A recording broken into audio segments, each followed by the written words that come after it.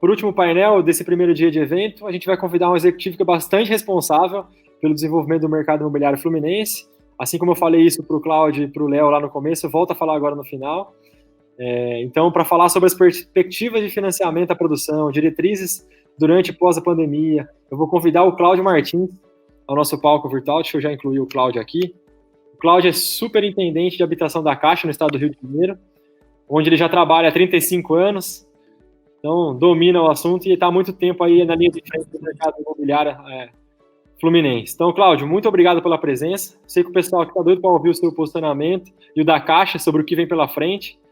Então, esse painel, assim como o último, vai ser em formato de bate-papo. Então, o Henrique já ficou aqui com a gente, ele vai moderar essa conversa. Então, Henrique, a bola está contigo. E, Cláudio, agradeço novamente a presença. Eu que agradeço, Leão, muito obrigado pelo convite. Henrique, muito obrigado. E, em primeiro lugar, parabéns a vocês pela organização desse importante encontro que traz para uma mesma mesa, né, para o fórum, as pessoas e as lideranças capazes, efetivamente, de alavancar o mercado imobiliário no Rio de Janeiro. E isso é muito importante e será muito bom se regularmente nós pudermos ter encontros como esse, trazendo essas pessoas para essas reflexões, para essas informações, de modo a contribuirmos com as empresas, com os tomadores de crédito, com os empreendedores, de forma a podermos gerar uma dinâmica no mercado imobiliário no Rio de Janeiro. Muito obrigado pelo convite e é um prazer estar com vocês. Bacana, a gente está muito feliz, viu, Cláudio, de estar realizando esse evento de forma online. A gente esteve no Rio de Janeiro presencialmente no ano passado. Eu posso dizer que foi um evento de grande sucesso também. Muitas pessoas, muitos executivos bastante interessados nas nossas palestras. E aí, quando chegou a pandemia, a gente pensou que tinha que dar um jeito, não dava para deixar de ir para o Rio de Janeiro. É um dos principais mercados do setor imobiliário aqui no país.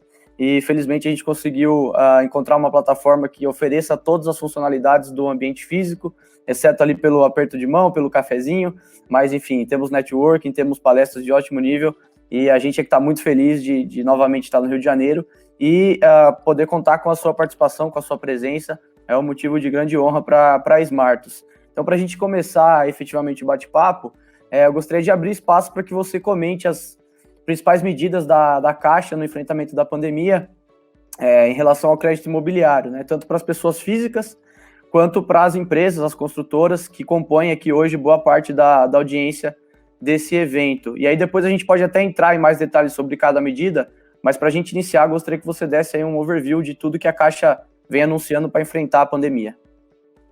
Bom, Henrique, parceiros que nos veem, que nos ouvem, nós, em verdade, começamos um movimento de transformação da nossa modelagem de atendimento desde o ano passado, e esse evento da Covid, que nos surpreendeu a todos, fez com que nós fizéssemos algumas mudanças de curso nas medidas de alteração que já vinham sendo planejadas, que vinham sendo feitas, e, felizmente, essas mudanças foram realizadas com muita velocidade.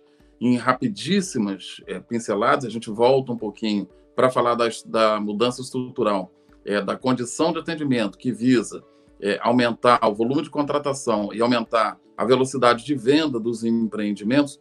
A gente cita, em razão da Covid, de imediato, a possibilidade, primeiro, a redução de taxa de juros, que foi uma redução bastante importante em todas as nossas linhas, e a possibilidade de pausa nos contratos de 6 meses. De imediato, essa foi uma determinação do nosso presidente Pedro Guimarães, que tem estado extremamente atento a todas as possibilidades de auxílio, de ajuda que a Caixa possa vir a dar ao mercado. Então, determinou imediatamente a redução de taxa de juros e determinou a possibilidade de pausa nos contratos, tanto de pessoa física quanto de pessoa jurídica. E quando eu falo em pausa em contratos, pausa de contratos que já vinham em andamento, ou mesmo aqueles que estão sendo assinados agora, e sendo assinados têm um prazo de 6 meses para retomar, para começar o pagamento de suas parcelas. Essas medidas, elas foram muito importantes e tiveram uma reação imediata de absorção pelo mercado. E mais ainda, sobre isso, reduziu também a possibilidade de liberação do crédito para as empresas, facilitando o curso da documentação e o percentual de unidades comercializadas no caso de contratação de pessoa jurídica, onde se exigia 30% de possibilidade de comercialização e esses 30% foram reduzidos para 15%. Essas medidas elas serviram para catapultar com muita velocidade as contratações que estavam sendo pensadas, que estavam em andamento, e também a entrada de novas contratações. Eu acho que a gente vai ter oportunidade de falar um pouquinho sobre isso mais à frente, sobre como vem se comportando o mercado diante da crise. Os painelistas que me antecederam fizeram uma descrição muito precisa, muito boa, de um mercado como todo, né? Tanto o Léo quanto o Cláudio, meu xará, e meu amigo Cláudio Ermolim, trataram isso com muita propriedade. Então, eu acho que nesse momento é dispensável a gente voltar ao detalhamento de comportamento de mercado, que a gente acompanha muito de perto, mas nós temos dados importantes relacionados ao volume de contratações ao longo desse período, numa parceria de acompanhamento muito grande também com a Prefeitura do Rio de Janeiro, com quem nós mantemos um relacionamento estreito com a Secretaria de Urbanismo, acompanhando os pedidos de licenciamento de obras. Então, nós temos muito de perto o termômetro do que vem acontecendo no Rio de Janeiro, no extrato das diversas faixas de renda que demandam a construção de imóveis. Eu queria começar, então, se você permite, Henrique, a gente falar um pouquinho dessa questão de atendimento, do que se pensou e como é que isso vem se desdobrando de lá para cá. Claro. A Caixa lidera o mercado imobiliário, nós temos 70% do share do mercado de todo o Brasil. Vínhamos, portanto, atendendo incorporadoras, construtores de todos os portes, de todos os tamanhos na nossa rede de agências, mas, ao longo do tempo, identificamos uma dificuldade com as grandes corporações, especialmente aquelas que constroem mais de uma praça e que, ao estabelecer um relacionamento numa praça, em dado momento poderiam vir a ter dificuldade em outras regiões por falta do contato necessário. Então, decidiu-se o ano passado por apartar as operações que nós chamamos de grandes corporações, que são aquelas cujo faturamento ultrapassa 30 milhões de reais, e passamos esse atendimento das empresas que faturam mais de 30 milhões para a nossa vice-presidência de atacado, no que diz respeito à contratação das pessoas jurídicas. Então, bem entendido, a empresa, quando vai contratar com a Caixa um financiamento para a produção, e ela fatura mais de 30 milhões, ela contrata isso com a nossa vice-presidência de atacado. Existe uma estrutura específica para isso, que é vinculada à nossa vice-presidência, que trata esse atacado, que era a superintendência de grandes empresas. Esses contratos são finalizados, a obra é tocada, as liberações são feitas, porém, no momento em que essas unidades são repassadas, não existe outra alternativa senão que esse repasse seja feito pela nossa rede de varejo. Então, são as agências espalhadas pelo Brasil que fazem esse repasse.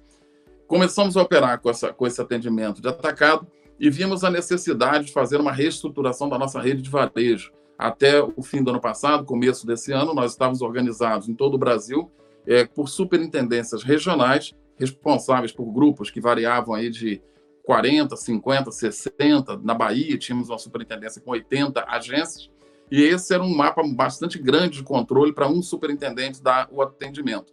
Então, foi feita uma modificação nessa modelagem, e ao invés de superintendências regionais responsáveis por agências, instalaram superintendências executivas de varejo.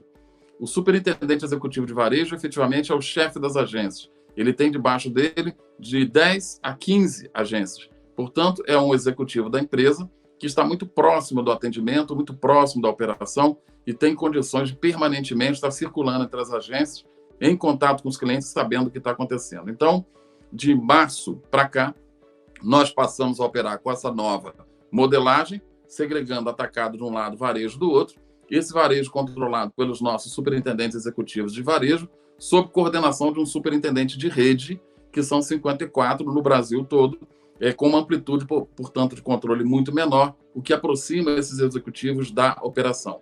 Para dar suporte a toda essa estrutura, foram criadas 2 superintendências especializadas.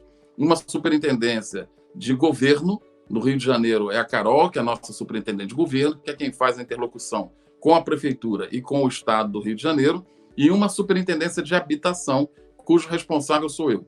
Então, a minha atribuição, junto com a minha equipe, é apoiar, orientar, acompanhar e facilitar as operações junto às superintendências executivas de varejo e às agências.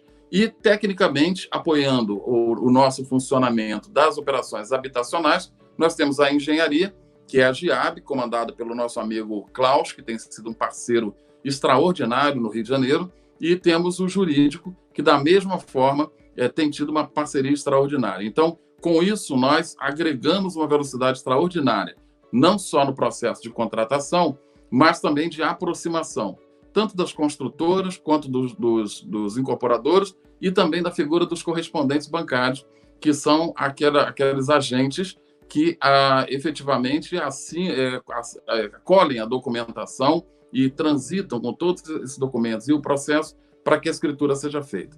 Recentemente, por uma deliberação do Banco Central, que é quem autoriza ou descreve quais são as operações que podem ser contratadas no correspondente, nós fomos autorizados a assinar escrituras do correspondente. Então, isso está em fase de regulamentação interna da Caixa, mas muito em breve nós poderemos também assinar as nossas escrituras nos correspondentes. Nesse período em que tudo isso havia sido pensado, nós fomos surpreendidos com esse episódio do Covid, né, como toda a sociedade do planeta, né, e isso produziu algumas alterações importantes, porque nós passamos a operar com 30% do nosso contingente na linha de frente, nas agências, 70%, 60%, 70% em home office, mas não paramos as operações de habitação. Conseguimos articular com a prefeitura que até mesmo o habite-se pudesse ser emitido de forma remota. Os nossos engenheiros continuaram fazendo vistoria de obra e o nosso pessoal de habitação, uma grande parte em home office, continuou trabalhando por teleconferência. Durante esse período, eu tenho permanentemente conversado com incorporadoras, com construtoras, feito videoconferências com correspondentes, para entendermos quais são as dores do mercado, onde nós podemos interferir e onde nós podemos atuar para que as coisas continuem acontecendo com toda a força. Isso tem um dado bastante importante, que eu acho que compensa divulgar para todos, que os volumes nossos de contratação eles foram acompanhando um movimento crescente. Nós tivemos uma pequena depressão em abril. Passada essa depressão de março para abril, nós retomamos o nível de contratação e, em conversas com as áreas de licenciamento da prefeitura, tivemos um dado que casa com essa nossa informação de que não cessaram os pedidos de licenciamento das novas obras. Então, embora, é claro, o Covid tenha trazido alguns problemas importantes, tenha feito alguns retardos em alguns processos, o que a gente percebe, sem nenhuma sombra de dúvida, é a consolidação definitiva da casa própria como ativo mais importante das famílias. Por mais que o indivíduo se entenda em dificuldade, que tenha ficado desempregado, ou que o seu comércio tenha sido fechado e ele tenha cessado o faturamento, o que ele não pode abrir mão é da casa própria, onde vai ficar ali a esposa, onde vão ficar os filhos, onde vai ficar o marido, vão ficar os filhos, muitas vezes os pais. Então, a casa própria é o ativo mais importante do que qualquer outro, do que o carro, do que a viagem, do que um veraneio, uma casa de veraneio, enfim. É a residência da família. E essa preocupação nós vimos com muita velocidade. É muito importante nessa análise, nessa leitura, nós observarmos que não existe um indicador definitivo com relação ao mercado imobiliário e eu penso que na parte da manhã isso tenha sido bastante bem falado. Quando você pergunta, o mercado imobiliário, como é que se comportou?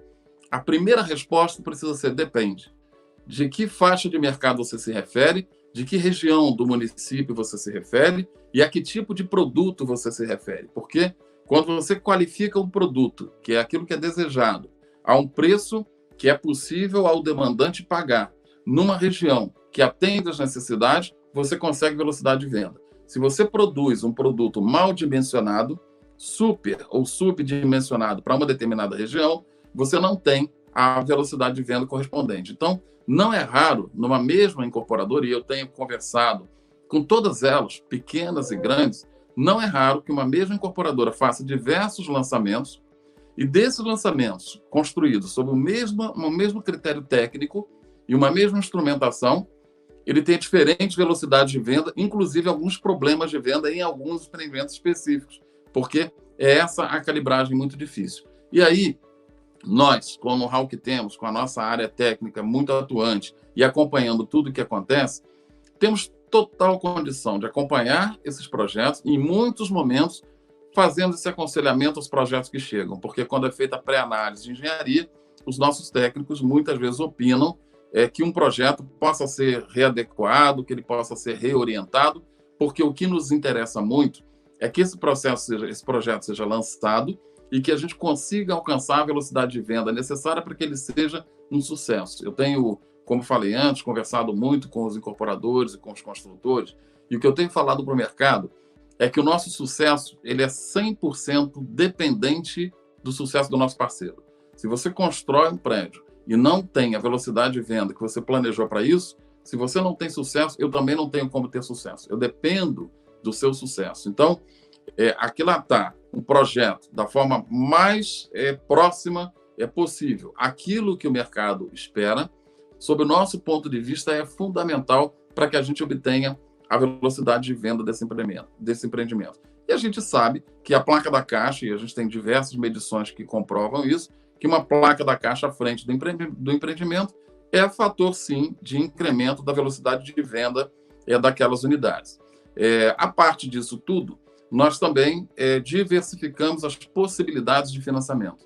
Hoje, ao comprar um apartamento na Caixa, o demandante ele tem possibilidade de financiar vinculado à TR, ele tem a possibilidade de vincular a sua prestação ao IPCA e ele tem, inclusive, a possibilidade de contratar por parcelas fixas. Quer dizer, ele contrata hoje sabendo qual vai ser o valor da última prestação daqui a 30 anos.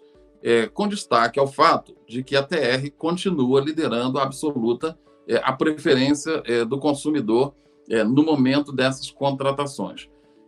A gente sabe que a maioria das famílias elas contratam a um prazo de 30 anos para pagar esses apartamentos, mas o nosso tempo médio de vida de um contrato, ele gravita ali em torno de 14, 15 anos, sendo que quanto maior é a renda do adquirente, do mutuário, menor é esse prazo. Quando você pensa em classe média alta, você pode pensar em 5, 6 anos para liquidação do financiamento. Quando você pensa em classe média, você avança para 14, 15 anos de prazo, com episódios muito raros de pessoas que levam esse financiamento até o final ou que permanecem 30 anos pagando o imóvel. Isso é raríssimo acontecer, a maioria das pessoas liquidam o imóvel em 14, 15 anos. Então, nesse momento, a nossa conversa e a nossa preocupação com os incorporadores, muitos que nos ouvem aqui, é falarmos sobre duas perspectivas nesse momento de pós-Covid. Primeira, entusiasmo. Segunda, e junto e não menos importante do que entusiasmo, cautela. E por que cautela? Porque junto com o seu entusiasmo, você precisa se fazer acompanhar de um projeto adequado à necessidade de mercado, sob pena de retardar a sua velocidade de venda. Esses são fatores que, para nós, são muito caros. E com essa estrutura que eu me referi, em que nós colocamos os superintendentes muito próximos da linha de operação, os superintendentes de varejo, o incorporador, o construtor, ele fala diretamente com esse superintendente. Ele é atendido, evidentemente, na primeira linha de atuação da empresa, que é a agência, que é o seu gerente geral, que é o seu corpo de gerentes, mas ele está muito próximo, ele tem muito acesso a conversar diretamente com o superintendente executivo de varejo, e nós estaremos sempre ali para apoiar esses executivos naquilo que for necessário. A esse propósito, eu quero já aproveitar, Henrique, e me colocar à disposição como superintendente de habitação do Rio de Janeiro, a todos que nos ouvem e que queiram conversar com a nossa equipe, que queiram conversar com a nossa engenharia. Como eu disse antes, o Klaus, chefe de engenharia, tem sido muito parceiro em tudo que a gente tem feito, e nós temos prestado uma verdadeira consultoria a algumas empresas no momento de decidir quanto à data de lançamento, quanto ao formato do produto que se está desenhando e sobre qual o método de crédito que pode utilizar. E a gente pode falar um pouquinho mais sobre isso à frente, que é o apoio à produção ou simplesmente uma alocação de recursos para financiamento ao adquirente final, que é um formato também muito interessante que incrementa a velocidade de venda desses empreendimentos. Perfeito, Cláudio. Em relação a essa reestruturação realizada pela Caixa, que você muito bem explicou e começou a vigorar a partir de março, coincidentemente, quando começou a pandemia, foi quando essa reestruturação passou a funcionar. Eu vou pedir para a produção da Smart, se tiver comentários dos incorporadores em relação a essa reestruturação, se eles gostaram, se não gostaram, se estão sendo bem ou mal atendidos. Qualquer comentário que venha a ter no chat, eu peço que seja compartilhado aqui comigo e eu passo a bola para você. E da mesma forma, incentivo as pessoas que comentem, que falem dessa reestruturação realizada pela Caixa. esse acho que é o melhor momento, né? Nem todo dia você consegue falar com o superintendente de habitação da Caixa, então essa é uma grande oportunidade. Em relação aos dados que você chegou a comentar, eu acho que é legal a gente deixar mais para a parte final, você pode finalizar com esses números de demanda no começo da pandemia e nos últimos meses, já no movimento de retomada, como você disse. E em relação às linhas de crédito, as diferentes linhas, TR, IPCA, pré-fixado, essas linhas também valem para as empresas, certo? E também para as construtoras, a TR é a mais solicitada até o momento. O que explica essa maior demanda pela TR com uma inflação tão baixa como a gente tem visto nos últimos meses? Todas as análises de macroeconomia que nós temos tido acesso, elas apontam para um espaço, para um plano de estabilização da economia para os próximos 5 anos. Ocorre que esses cenários eles foram desenhados antes desse episódio da Covid. E foi o Cláudio Amolim que citou isso na parte da manhã, que algumas projeções que se fazem atualmente, elas podem ser feitas sem nenhum embasamento que fundamente a opinião que é dada, porque é chute. Foi a palavra que o Cláudio utilizou e eu concordo com ele. Porque a verdade é que nesse novo normal que nós vamos enfrentar no pós-Covid, nós não sabemos o que vai acontecer. O governo federal e a Caixa têm tido um papel preponderante nisso, têm feito um esforço extraordinário de dar crédito às empresas, inclusive para capital de giro, para folha de pagamento, para o pequeno comerciante. Fizemos um convênio enorme com a Associação Brasileira de Franchising para dar força, para alimentar os franqueados e franqueadores para que o comércio continue funcionando. E quando nós falamos disso, nós estamos falando das pessoas que compram os nossos apartamentos, né? Não existe mercado imobiliário forte se você não tiver uma economia pulsante capaz de adquirir aquilo que se produz. Então, quando nós falamos em preservar a economia, preservar a saúde financeira das empresas, nós fundamentalmente estamos falando em manter todo o mercado como um todo. E nós não sabemos o que vai acontecer depois do Covid. Todos os esforços estão sendo feitos nesse momento para que o dano venha a ser o menor possível e para que possamos preservar a saúde financeira das empresas e das famílias. Essa insegurança, contudo, ela dá ao tomador do crédito um perfil mais conservador. A TR, que sempre foi conhecida e que oferece uma taxa com uma prestação dentro da possibilidade de quem está comprando, ela dá a esse adquirente uma estabilidade maior do que pagar uma taxa muito maior, portanto, com uma prestação também maior, para ter uma parcela fixa ou a incerteza de uma prestação ancorada nos índices inflacionários, que a gente não pode afirmar, sem sombra de dúvidas, o que vai acontecer com ele daqui para frente. Então, eu imagino que nós estejamos diante ainda de um quadro de incerteza com o futuro, mas de uma certeza absoluta com relação à necessidade de se adquirir esse imóvel. E aí eu volto àquela questão da demanda que eu me referi antes. Durante todo esse momento de crise, nós não percebemos uma baixa acentuada na demanda por crédito imobiliário. Porém, isso não pode ser entendido como uma verdade absoluta, porque quando você fala nos índices totais de demanda por crédito imobiliário, você precisa estratificar essa informação por padrão de imóveis e também por faixa de renda. Também foi falado sobre isso. Quando você fala em Minha Casa Minha Vida, não houve tropeço, não houve soluço com relação à demanda. Tudo aquilo que vinha de Minha Casa Minha Vida sendo produzido, oferecido ao mercado e lançado, teve um comportamento regular durante todo esse período. Na medida em que você vai subindo essa faixa de renda, você percebe, aí foi muito visível isso, alguns solavancos na demanda e algumas estabilizações importantes, principalmente em relação a alguns bairros, né? É por isso que no começo da minha fala eu me referi que é necessário termos cuidado com a média. Não é? Quando se fala o mercado imobiliário se comportou dessa daquela forma, espera um pouco. Estratifica essa informação e me explica do que você está falando. Qual o mercado imobiliário? Altíssima renda? Imóveis do Minha Casa Minha Vida até 240 mil, que é Minha Casa Minha Vida e recurso de fundo de garantia, de 240 mil a 1,5 milhão, que são imóveis que se enquadram no sistema financeiro de habitação, ou imóveis acima de 1,5 milhão, que é o SFI, que são imóveis de um padrão maior e que nós continuamos financiando também a altíssima renda com uma velocidade interessante. Eu penso que seja adequado concluir que, nesse período, o segmento que mais sofreu foi a classe média. Foi aquele comerciante pequeno, aquele que tem uma loja, que tem uma franquia, ou mesmo um assalariado de uma renda média. Esse foi o que ficou mais vulnerável, que ficou mais instável.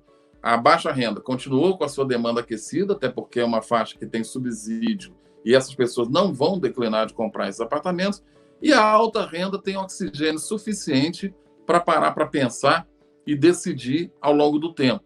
A classe média, essa é que ficou numa condição mais vulnerável. Nós continuamos fazendo financiamentos de alta renda, parceiros nossos importantes continuam fazendo lançamentos de altíssima renda. Se você circular pela zona sul do Rio de Janeiro, nós temos lançamento importante na Lagoa, na praia de Copacabana, no bairro de Laranjeiras, em Botafogo, que foi referido um empreendimento grande em Botafogo, que teve um extraordinário volume de vendas. Essas pessoas continuam podendo comprar. Quando você adentra para imóveis que estão aí na faixa entre 240 e 1,5 milhão, aí você percebe uma certa retração na decisão. Embora ela tenha continuado acontecendo, ela reduziu um pouco a marcha em razão da velocidade que vinha antes de fevereiro e março. Mas, combinado com isso, e nessas conversas que eu tenho tido com os consultores, com as incorporadoras e também com os correspondentes, o que nós temos percebido é uma demanda bem forte de pessoas que estão fora do nosso mercado e que querem entrar. Existem algumas empresas que cuidam de reforma, de pintura de fachada e que nos procuram, e aí nós temos feito algumas videoconferências bem interessantes e acabamos funcionando como uma consultoria grátis para essas empresas, para conversar sobre o mercado, para saber como funciona, como é que roda o que nós chamamos de GERIC, que é a análise de risco de crédito dessas empresas, o que é preciso para fazer o risco de crédito e quais são as condições de financiamento que a Caixa oferece para que essas empresas passem a fazer construções. É claro que essas empresas elas são entrantes com obras menores. São projetos de 8 apartamentos, de 12 apartamentos, de 20 apartamentos, mas são projetos muito interessantes e nos dão um sinal da força que esse mercado tem e da credibilidade que esse mercado continua tendo. Quando nós fazemos uma análise de 360 graus, tentando enxergar quem mais sofreu com a crise ou quem menos sofreu, nós percebemos que o mercado imobiliário continuou liderando a credibilidade e a possibilidade de crescimento, perdendo em números absolutos para a agricultura, que tem um viés completamente diferente da construção civil. Né? A agricultura ela se beneficia da alta do dólar. Quando o dólar aumenta, o nosso produto lá fora diminui de preço e as nossas vendas elas se avolumam. No entanto, ela emprega muito pouca gente. Né? Você vai numa fazenda que produz soja, que produz algodão, você vai ver toneladas de produção com 3, 4 funcionários revezando uma colheitadeira que praticamente tira o produto pronto para exportação, diferente da construção civil. E aí, sob esse aspecto, Henrique, eu queria fazer um comentário com relação especificamente ao Rio de Janeiro. Nós acreditamos, com muita força, com muita energia, que é a construção civil o único segmento capaz de soerguer a economia do Rio de Janeiro com a força e com a velocidade que ela precisa se levantar. Porque nós tivemos na história recente da cidade do Rio de Janeiro episódios que foram importantíssimos. Nós tivemos os Jogos Pan-Americanos, nós tivemos a Copa do Mundo, que trouxe muitas pessoas de outros estados para cá, que aqueceu o mercado imobiliário, mas no momento em que esses eventos foram embora e que esse mercado desaqueceu, as pessoas que vieram não voltaram para suas bases. Então, não raro hoje, qualquer rua que você transite, uma rua importante no Rio de Janeiro, você vai perceber a existência de moradores de rua, por vezes uma família inteira que está ali, e que são pessoas que você procurar saber que história é essa, por que aquela pessoa está ali, pessoas que vieram de outros estados e que se viram desempregados do Rio de Janeiro e que hoje são um problema para todos nós e para as nossas famílias. Não é problema dele, é problema de todos nós. A indústria da construção civil, sem sombra de dúvidas, para nós, Caixa, será a indústria capaz de retomar a pujança da economia do Rio de Janeiro. O mercado é forte, o mercado tem essa demanda efetiva por compradores e essa mão de obra está disponível para ser recontratada, ser reempregada e melhorar a ambiência social e econômica do município do Rio de Janeiro e do estado do Rio. Todo esse esforço que a Caixa tem feito, ela se soma muito com isso. E lembrando que esse período a que eu me refiro de Covid, de atendimento, nós tivemos também um impacto colateral que foi importantíssimo, que foi o pagamento do auxílio emergencial, e fizemos isso exclusivamente, nenhum outro banco esteve ao nosso lado fazendo esse pagamento de uma importância social extraordinária, e isso naturalmente afetou a nossa condição de atendimento, né? Porque nós acolhemos a demanda de 60 milhões de pessoas que se cadastraram para receber o benefício social, com 30% de contingente na linha de frente para esse atendimento, mas ainda assim não permitimos que as nossas operações habitacionais elas parassem ou elas fossem atingidas por essa dinâmica, por esse problema que a gente viveu. Perfeito. Eu acho que está bem clara essa colocação da construção civil como um dos motores da retomada da economia, quando a gente pega e analisa os dados do CAGED, né? Isso fica muito, muito Sim. claro como a construção civil tem reagido bem, como ela pode ter a força necessária para retomar a economia numa cidade como o Rio de Janeiro, no estado como o Rio de Janeiro, como você bem colocou, que desde os Jogos Olímpicos, desde que acabou as Olimpíadas e Copa do Mundo, sofreu bastante com essa questão de desemprego e de habitação. Eu gostaria de entrar agora, Cláudio, na questão das medidas efetivamente que a Caixa anunciou para as empresas. Ontem, a Caixa anunciou ampliação da suspensão do pagamento de parcelas de 120 para 180 dias nos contratos que já estavam assinados. Eu gostaria só que você confirmasse se essa medida também vale para as empresas, para a pessoa jurídica. E uma segunda pergunta, se vai haver cobrança de juros por atraso nesses pagamentos que foram suspensos e se a amortização vai ser colocada para depois do prazo inicial do financiamento ou se as parcelas têm que ser pagas antes do prazo do financiamento quando ele foi assinado, por favor. Tá. Essas medidas, como eu mencionei, a preocupação e o esforço da Caixa em estar ao lado, ser parceiro, em ajudar as empresas, elas atendem justamente a essa necessidade atual, né? A gente não enxerga, raríssimos são os casos de empresas que não estão com severas dificuldades de capital de giro e de caixa por conta dessa crise. Então, ao estabelecer uma pausa nos contratos, e esse entendimento é muito boa a sua pergunta, Henrique, para que isso fique claro. Nós não estamos falando em perdão de dívida, nós não estamos falando que as pessoas não precisam pagar ou as empresas não precisam pagar. O que nós estamos dizendo? No momento de necessidade, de urgência, você pode pausar o seu contrato, você para o seu contrato e durante esse período você não paga essas prestações. Vencido esse período, você volta a pagar essas prestações, não com juros sob atraso, porque, na verdade, você não inadimpliu o contrato. O contrato não foi inadimplido. Inadimplir é eu ter a obrigação de pagar e não fazê-lo. Eu tinha que pagar no vencimento, venceu minha parcela de 10, eu não paguei. Estou inadimplente, eu começo a ter uma penalidade diária por dia de atraso, né? Eu vou pagar multa, eu vou pagar correção, porque eu não paguei. Nós estamos falando disso. Nós estamos falando em pausar o contrato, e esse quantum que foi pausado será acrescido ao saldo devedor e recalculado.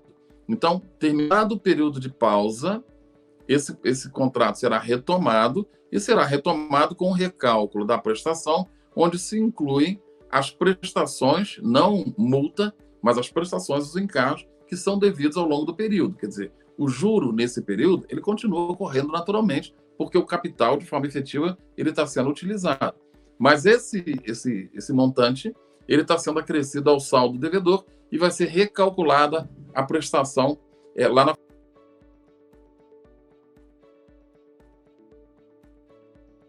Eu acho que caiu a transmissão do Cláudio. O pessoal do backstage aí pode me avisar se ele teve algum problema com a internet. Eu creio que tenha sido algum problema com a conexão dele. Já tá voltando aqui o Cláudio. A impressão caiu, voltou? Voltou, Henrique, tá Cláudio. Beleza, tô sim. É muito importante que nós tenhamos a percepção de que esse esforço feito, ele visa justamente estabelecer esse socorro, tanto para as pessoas jurídicas, quanto para as pessoas físicas. Mas junto com isso, eu queria fazer uma abordagem também à inadimplência, porque existem pessoas físicas, cidadãos que compraram seus apartamentos e que, por uma razão qualquer, atrasaram suas prestações. Nós também estamos tratando isso com muito cuidado e com muita proximidade. Então, se for o caso de alguma pessoa ou de alguma empresa que esteja nos ouvindo e que esteja nessa situação de inadimplência, eu recomendo fortemente que procure essa unidade de contratação para dizer, olha, eu tenho essa inadimplência e eu quero renegociar, porque a Caixa está aberta à renegociação de todos os contratos com pessoa física e com pessoa jurídica. Nós lembramos que um contrato inadimplente, ele agrava a situação quanto mais o tempo passa. Então, quanto mais depressa esse devedor, pessoa física ou jurídica, possa procurar os nossos gerentes e formular um repacto da sua dívida, menor será o problema e mais tranquilo esse cliente nosso vai ficar com relação a essa obrigação. Então, apenas para que não tenhamos nenhuma confusão com relação à pausa, que não é inadimplência, com a inadimplência efetiva, que é o atraso do encargo, mas que, ainda assim, ela pode, precisa e deve ser renegociada o quanto antes, e é isso que nos interessa bastante. Perfeito, Cláudio. Tem outras duas medidas que a Caixa anunciou no começo do mês, o presidente Pedro Guimarães e o vice-presidente de habitação, o Jair Luiz Moll, anunciaram flexibilização para 15% do total de comercialização dos empreendimentos. É uma medida que, inclusive, você comentou na abertura da sua fala, e também 15% de obra para acessar o financiamento na Caixa. Já é possível sentir os reflexos dessas duas medidas no mercado fluminense nesses 20 dias desde que elas foram anunciadas, Cláudio? Sim, é possível sentir, especialmente nessas conversas que nós temos tido a miúde com as construtoras e com as incorporadoras. Eu tenho dedicado, junto com a minha equipe, uma boa parte do nosso tempo a fazermos videoconferências com as empresas e entendermos quais são as dificuldades, quais são as dúvidas, quais são as dores e como é que nós podemos fazer para ajudar. Eu havia mencionado isso um pouquinho antes. Essas medidas, elas contribuíram de forma muito determinante, porque elas exigem um volume menor de comercialização, caiu pela metade, e isso faz com que o procedimento de tocar a obra, de aceleração das contratações, ele aumente de forma muito rápida. Nós hoje financiamos 85% do custo de obra, né? Então, quando a pergunta objetiva é quanto a Caixa financia do custo de obra? 85% limitado a 60% do VGV. Esses 15%, essa composição, que pode ser feita de várias formas, inclusive incluindo o custo de compra do terreno, a gente precisa entender qual é a dificuldade, porque o nosso objetivo é viabilizarmos que essa obra aconteça, mas nós queremos que ela aconteça com segurança, porque, como eu mencionei, Henrique, o pior dos mundos para todos nós é quando uma obra dá errado, quando o lançamento é feito e é frustrada a velocidade de venda, quando o lançamento é feito e a construtora se perde na gestão do seu fluxo de caixa e não consegue administrar esses recursos de forma a levar essa obra até o final e ter que recorrer a um seguro de término de obra. Isso é ruim para todo mundo, é ruim para quem compra, é ruim para quem constrói, é ruim para a Caixa que está financiando. Então, todo o nosso acompanhamento que determina trazer 100% da gestão dos recursos da obra sob o domínio da Caixa tem por finalidade viabilizar da melhor forma a entrega do empreendimento da forma como ele foi pensado antes. É isso que a gente tem uma preocupação enorme. Esses financiamentos de apoio à produção, eles funcionam mais ou menos como um cheque especial. Você imagina que você tem um limite de cheque especial e que, se você utiliza esse limite, você paga juros sobre ele. Funciona mais ou menos sobre essa modelagem. E tenho determinado qual é o limite que posso operar. O fato de eu fazer esse contrato de pessoa jurídica não significa que eu vá gerar encargo sobre esse montante, desde que eu não use esse dinheiro. Eu posso utilizar ou não. Agora, um fator muito importante. Quando a construtora contrata com a Caixa o apoio à produção, independente do volume que ela vai utilizar e vai pagar juros sobre isso, ela tem a possibilidade de fazer a comercialização dos seus apartamentos com 90% do financiamento, do valor de compra e venda. Então, esse é um ponto importantíssimo para incrementar a velocidade de venda. O outro ponto muito importante é que quando o adquirente assina a escritura na planta, comprando já esses apartamentos, a construtora, a incorporadora, ela não fica sujeita à desistência do adquirente, que foi um problema que abalou muito o mercado num determinado período da nossa história recente, porque quando o valor dos imóveis começou a declinar depois daqueles eventos aos quais nos referimos, muitas pessoas perceberam que compraram por um valor que mês a mês ele estava caindo e que o seu financiamento era corrigido. E o que muitas pessoas fizeram? Voltaram à construtora e disseram, olha, não quero mais, eu estou desistindo. E quando ele desistiu, ele deixou um problema com o construtor. Quando essa contratação é feita na largada, você aniquila esse problema, porque ele assinou um contrato com a Caixa, ele passa a dever à Caixa e você está prestando o serviço de construir o prédio que será entregue para ele. Então, existem muitas conveniências de se fazer um financiamento de apoio à produção.